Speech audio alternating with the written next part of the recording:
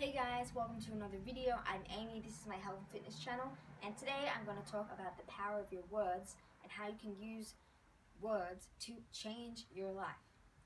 Okay, so before we get into it, give this video a thumbs up and subscribe for more videos like this. Okay, so first point, words have energy. Everything has energy, right? But our words have energy, either positive or negative. So if you say like positive words like I'm happy, or I am excited, or I am grateful, or I am beautiful, this is going to bring about a positive energy, make you feel good, and make other people feel good as well. If you say things like I'm not good enough, I can't do this, that kind of language, that's negative. So that's going to make you feel bad, and it's going to bring about bad things in your life, or quote unquote bad things. Nothing is good or bad, it's just how you see it.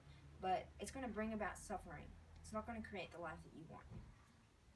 Okay, so second point, the most powerful words in the English language are I am.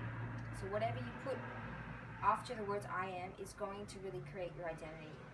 So be aware of this. So for example, like you want to say things like I'm strong, I'm happy, I'm healthy, I'm prosperous, I'm confident, I'm loving, I'm friendly.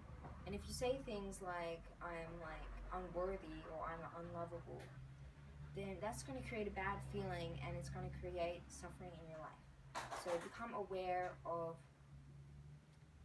how you use the words I am, and other words that are also powerful, like I can, that's really positive words. So if you say like I can do something, I can achieve this, I can get better, that kind of thing, that's good. But if you say like I can't, that actually limits yourself, because your mind tricks you.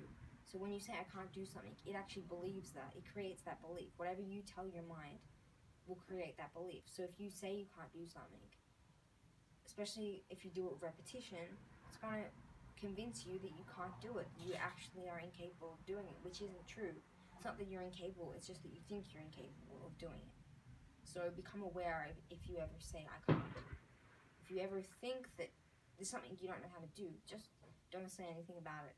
Or if even better, say I don't know how to do it, but I can find out how to do it. I can learn. It's more positive, more productive. Also, other words that are on the borderline of positive is I hope. So I hope isn't as strong as I can or I am, but it's still on the positive. So it's still like, use it. If you don't know what else to use I hope things will get better. But better, I know things will get better. Have that inner knowing and that inner trust, then you have more confidence, you have more self-belief. My last point is just to observe your self-talk. How do you talk to yourself throughout the day? Is it with positive words or is it with negative words? Like if you have a situation that is challenging, like you're trying to learn something and you find out something you don't know how to do, or it's some technical issue and you're struggling to figure out how to do it and you just can't figure out how to do it in that moment. How do you respond to that? Do you respond saying, oh, I can't do this, it's too hard, that kind of self-talk? Because if you respond in that way, that's going to create that belief that you can't do it. It's going to hold you back until you're able to change that self-talk. So this is a really powerful thing to know, because literally, like, until you make that change within yourself, you will not be able to move forward. So whether that comes from yourself or it comes from somebody else, sometimes we're able to make that change because somebody else gives us a compliment or helps us, which creates a change in our beliefs. But if you can do that yourself, then it's just as powerful. But if you keep saying the same things to yourself, you're never going to be able to overcome that obstacle. A better way to respond to that situation is saying, I don't know how to do it, sorry. I might not be able to do it right now, but I can figure it out, I can learn. Okay?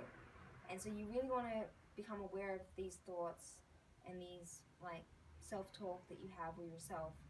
And if you do have these negative thoughts, it's okay. Don't beat yourself up about it, because that's just going to create the same situation. The trick with the mind is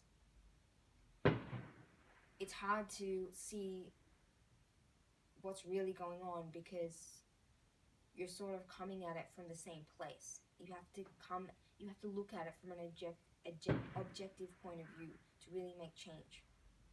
Because when you're like, if you're in that loop, basically our mind runs on loops.